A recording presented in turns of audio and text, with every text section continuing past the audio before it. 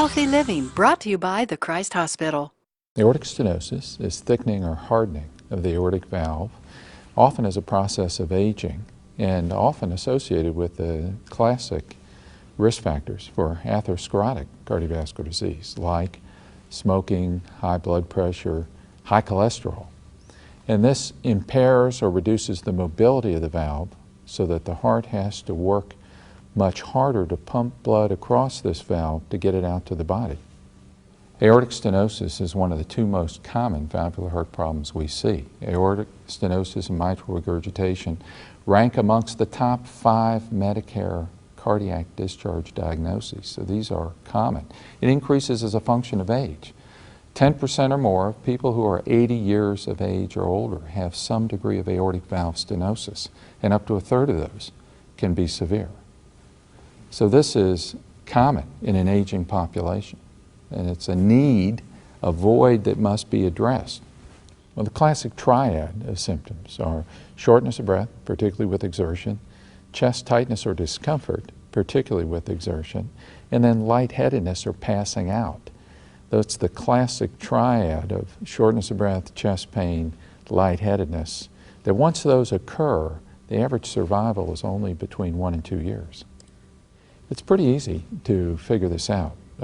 Just listening to the chest, you almost invariably have a murmur, a certain type of murmur, systolic ejection murmur, in the aortic area, and then you get an echocardiogram, a sound wave test of the heart, which is very definitive with respect to heart muscle function and what the gradient or pressure difference across that valve is. It allows us to determine the severity of aortic valve stenosis non-invasively without putting any catheters in.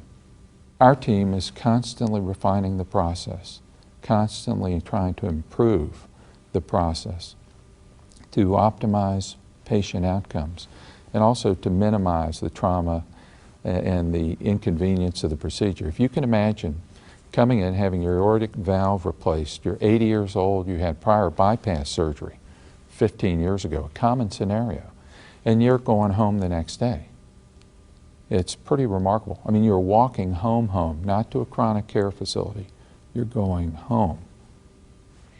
There's a stark contrast between the procedures, between having your breastbone sawed open and wired back together, and during the procedure having your blood circulated in a machine and your heart effectively stopped, to never stopping the heart and the patient being under conscious sedation with no surgical incisions, literally having Band-Aid placed over the femoral artery, which is our choice of access, preferably, but also in the vast majority of cases. And so this is a transformational, changes the whole process of care, allows patients to get in and out of the procedure, to get their valve replaced with much less physical insult, much more rapid functional recovery. And I think it's changed the game of what we do. We're fortunate in that we've led the way. We've led the way nationally in these collaborative studies. We've had each technology 2 to 3 years before it's generally available for other physicians. We've gained an experience, and we've altered our process and evolved our process for taking care of these patients in accordance with the other centers who are in the studies, which are the best centers in America. So we've been very fortunate to be part of that process. This procedure is one of the truly transformational changes in cardiovascular medicine.